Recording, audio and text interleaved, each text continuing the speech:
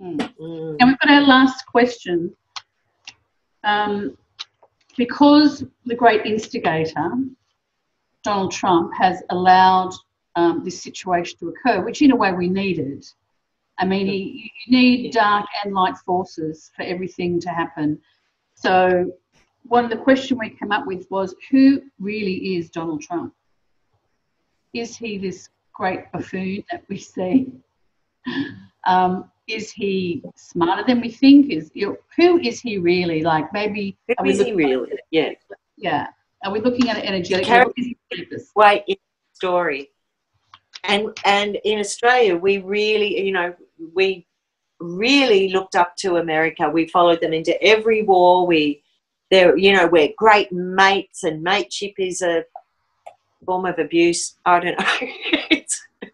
Normally with men, it's not the Western countries who need it. That balance of power that America has provided has just disintegrated in these last 4 years. And it's not just Western countries, because the effect and impact on China, which then has an impact on Hong Kong and Taiwan, the effect on South American countries and their borders, and Venezuela, and, Trump has... Ukraine, Russia. Thank you. Yeah. Yeah. There is not, like COVID, there's not many places he hasn't had an impact on. Him more than America, even though he's backed up by his Republican cronies. Yeah. Who is he really? Bunch of scared little girls. Republican Party. All right, so who is he really? Who is he really? He comes out and says he's a really nice guy. I'm going to have a hard time with him. They say the ones that hurt you the most love you the most. I love you. And we have said love and hate, same energy. It's passion. I was going to say too. Back in the day, in the old day, narcissists weren't revered. Back in the day of matriarchal religions, 2,000, 4,000 years ago, if you lived in a tribal community, a narcissist was exiled. They were dangerous. They were not revered or given the CFO or CEO position. No. Leaders, you went to a leader and asked someone to become a leader. It wasn't someone saying, I'm the leader. Yeah. What do they say? You perform trials and tribulations to become the leader. Yeah. And anyone who's narcissistic or self-serving or selfish was exiled because they were dangerous. Yeah. Anyone that wants to run for office should automatically be taken out of the running, because that's just pure ego, right? But he did it originally as a marketing ploy, didn't he, to kind of increase his business? There's our Knight of Pentacles. I'll do anything for money. Yeah. Now you want to go with some cards? Well, I'm doing the top deck. Who is he really? I've got the Queen of Swords, the great separator, female common sense. So he's someone that's bringing down this idea of what we will or won't do because it does or does not make sense. To him. His confusion, his discombobulated, drug-addled thinking is bringing us to this Queen of Swords energy where you have to decide, I will, I won't. In that very feminine, common sense, I do this because I have to. So it's almost like he says, well, I'll go down and I'll do this because I have to. But that's what he's bringing in. Then I got the Ace of Swords. So we're bringing in this air sign Aquarian energy. And Ace of Swords is the sword of truth. Which side do you stand?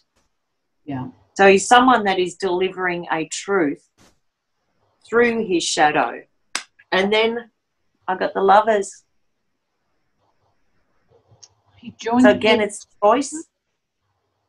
Choice of the heart. Yeah. Yeah. Making a choice. He is here to help us make a choice. That's what I've got. He's here to let us see what we really see with our own eyes. The Queen of Swords, when she sees it with her own eyes, she doesn't pretend it's something else. Yeah. She goes, that's a narcissist. Don't believe a word. She's very cut and dry.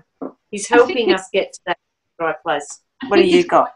I think it's quite telling of how the American voter is seen, that the universe had to send someone so disgustingly abhorrent for them to go, oh, now I can make a choice. And even some of them still choose him anyway.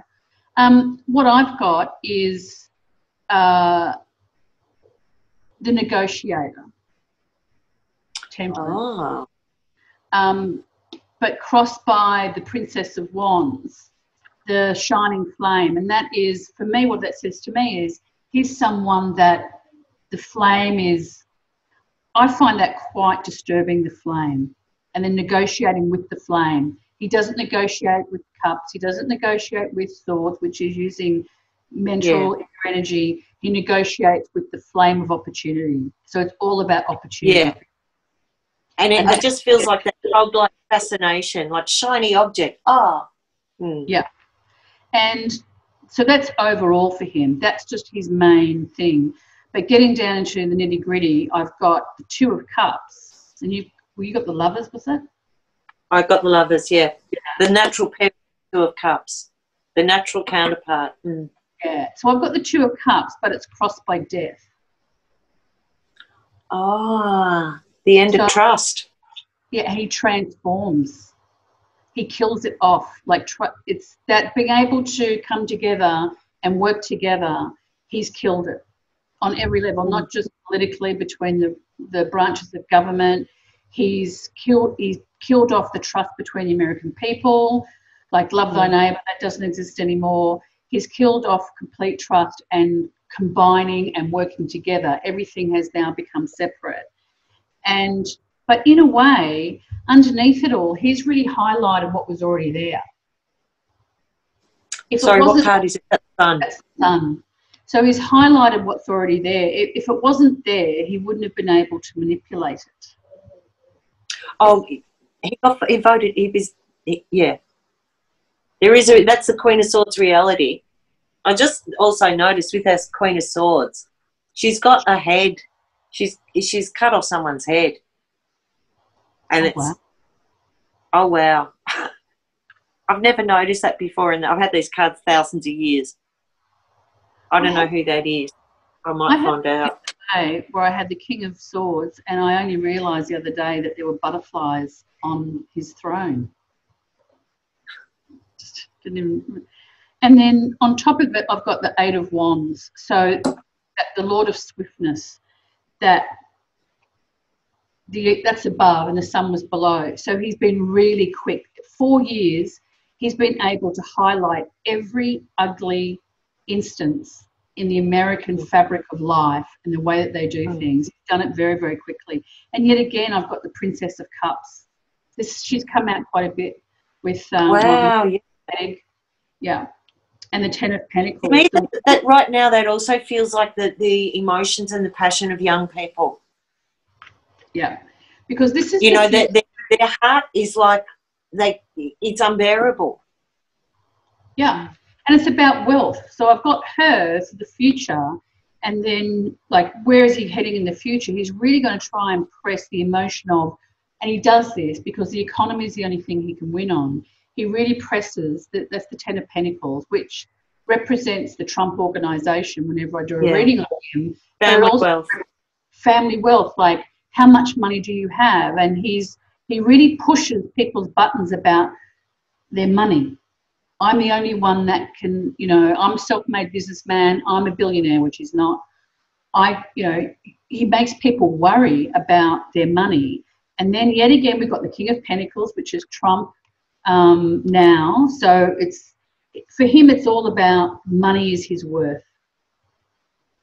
And his greatest source of worry is money.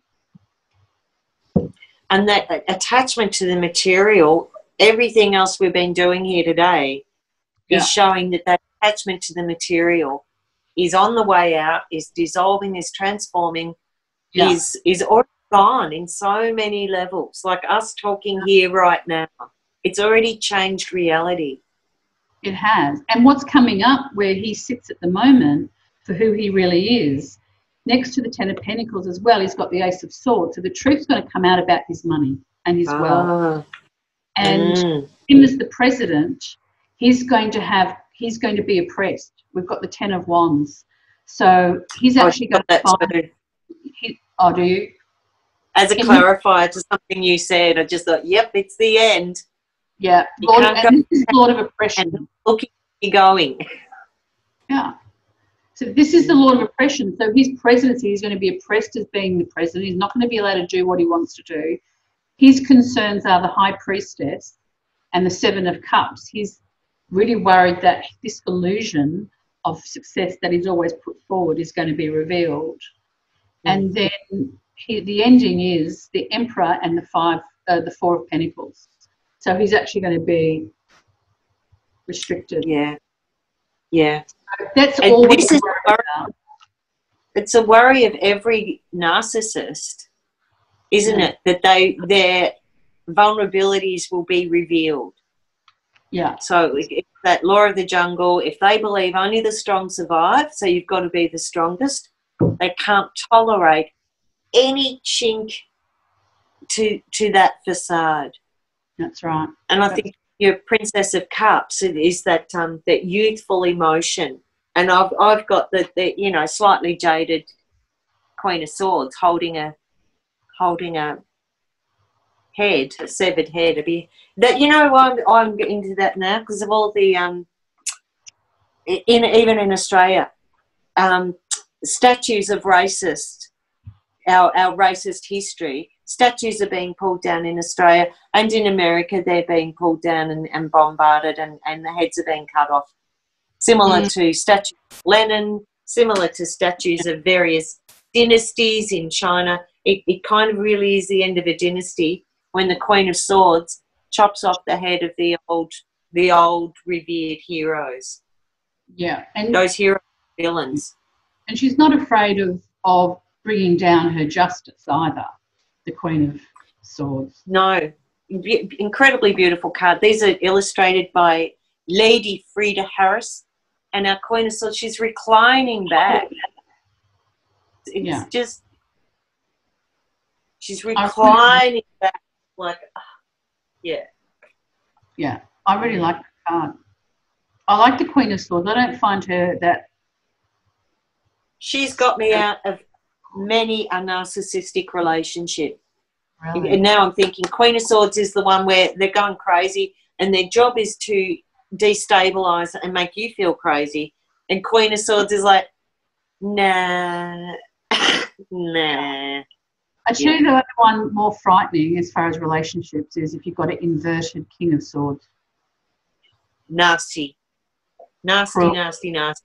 Cruel. Yeah. And that's Trump. If you push me, I'm going to push you back 20 times harder and say frightful things about you. But very interesting. Who is he really? He's someone who's forcing a choice, forcing you to see the actual truth, forcing you to make a choice about reality.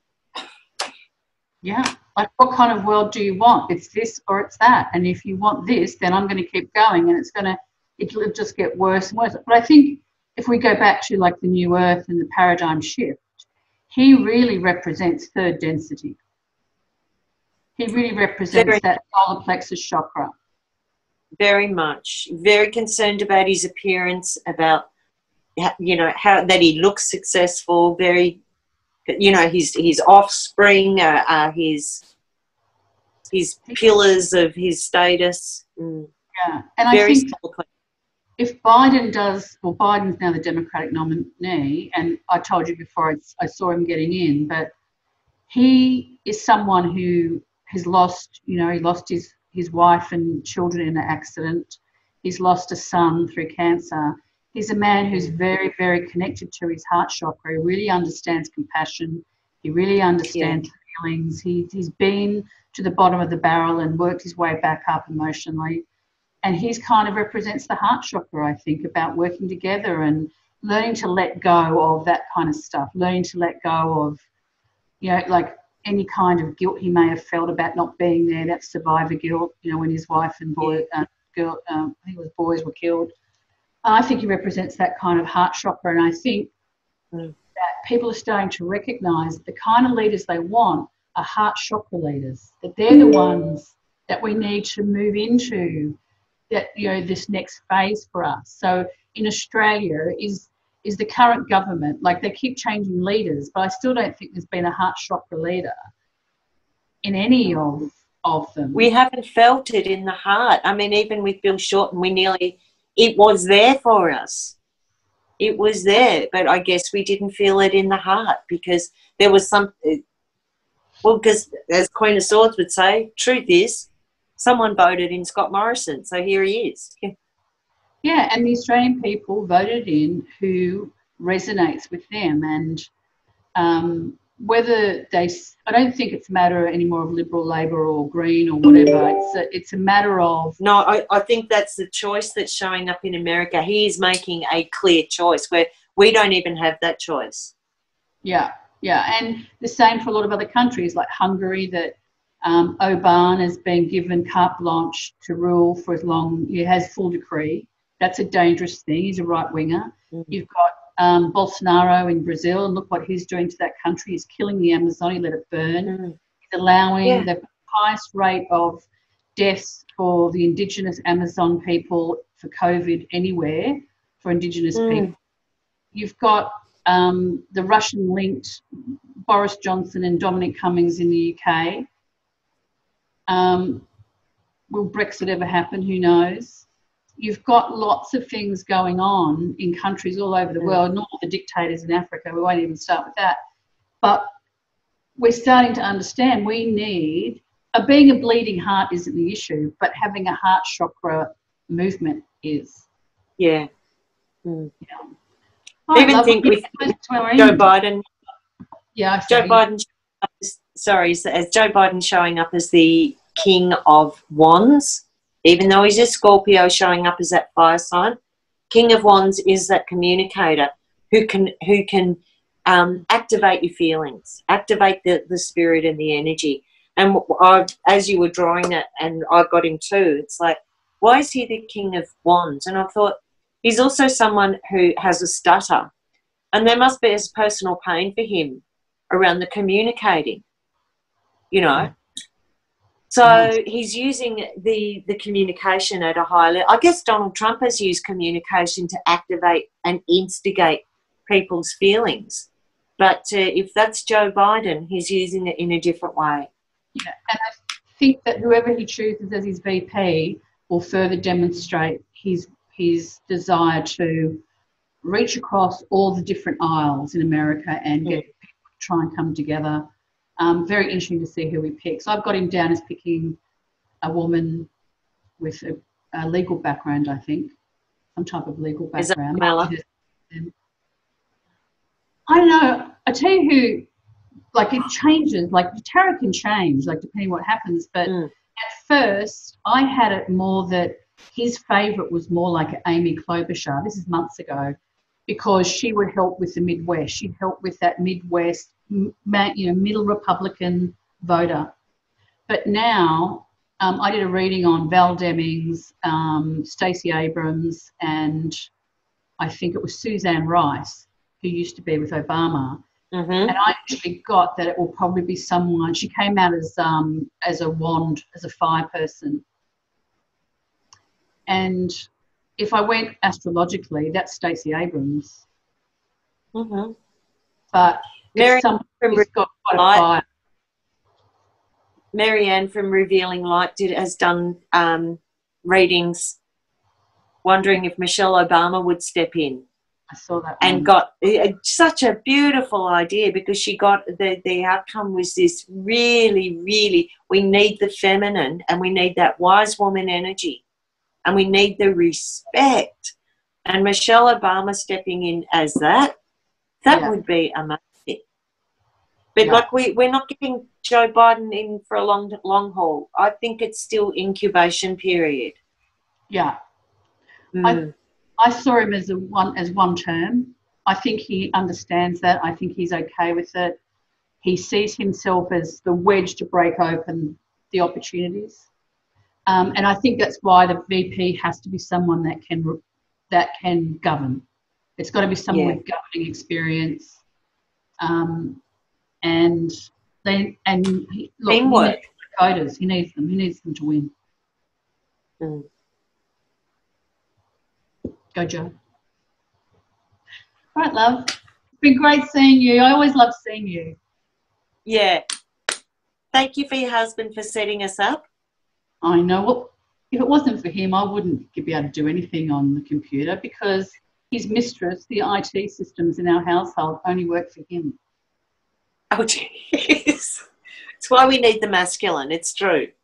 They do walk in the room and things happen. This is true. We know that. So. She hates me. She hates me. All right, love. Thanks so much. Great to see you, Katrina. Thank you, everyone. Bye, everyone. Bye. Bye.